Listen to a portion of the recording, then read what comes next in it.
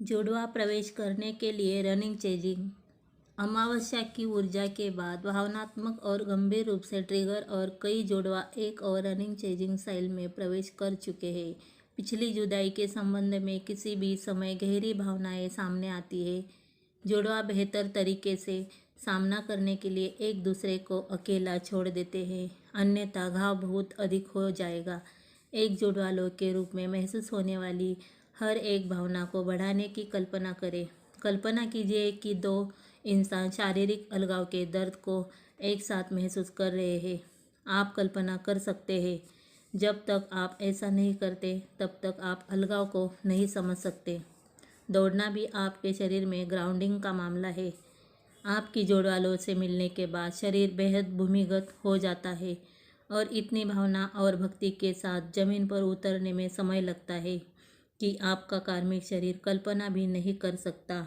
दौड़ने का मतलब है कि आप एक प्रेमी के रूप में अपनी भावनाओं का सामना करने में असमर्थ है, और इसका कारण पिछले जन्म का कोसना काला जादू है जो आपके हाथ पैरों को संग के खिलाफ ले जाता है कि आपको एक दूसरे के साथ एक होने के लिए गिरना पड़ता है, जिसके लिए आपका उद्गम हुआ है।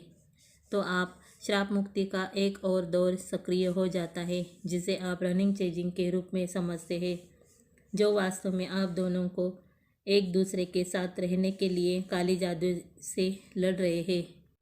अब दौड़ने का पीछा करना भी रोमांटिक हो सकता है यदि आप जो महसूस करते हैं उससे बेहद अभिभूत है, जिसके लिए आपको अपने अंतरंगता अवरोधों पर काम करना होगा। लेकिन फिर इसका कारण पिछले जीवन का आघात अभिशाप है जो तुरंत बैंड सहायता को चीर देगा। आपके लिए हीलिंग और यूनियन बनाने के लिए यह वास्तव में बहुत सरल है। आपको बस इतना करना है कि आप अपने आकाशीय रिकॉर्ड को देखें, लेकिन हर समय आपको एक जुड़वा लोग के रूप में चंगा करने की आवश्यकता होती है, जिसे रनिंग और चेजिंग के रूप में गलत समझा जाता है। आप वास्तव में बहुत रोमांटिक है और एक दूसरे के साथ प्यार में है, और जब आप सोचते हैं कि आप भाग रहे हैं तो आप केवल शाप उठा रहे हैं और उपचार कर रहे हैं ताकि आप में से कोई सोल प्रोजेक्शन मैट्रिक्स में प्रवेश न करे, जिसे आप ट्रिगर्स के रूप में समझते हैं। तो रनिंग चेजिंग का मतलब है कि आप एक दूसरे को सोल शॉक और ट्रिगर से बचा रहे हैं कि आपका शरीर जाने वाला है। अपने ट्विन फ्लेम से मिलने के माध्यम से यह इतना दर्दनाक है कि बेहोश होना और गिरना सामान्य है।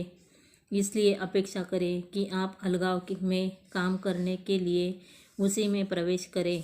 अब तक आप अपनी ज्वाला का सामना नहीं कर सकते जब तक आप उस आग का सामना नहीं करते जिसने आपको अलग कर दिया। आप तब तक अपनी लौ का सामना नहीं कर सकते जब तक आप यह स्वीकार नहीं कर लेते कि आग तेज लगती है, जलती है।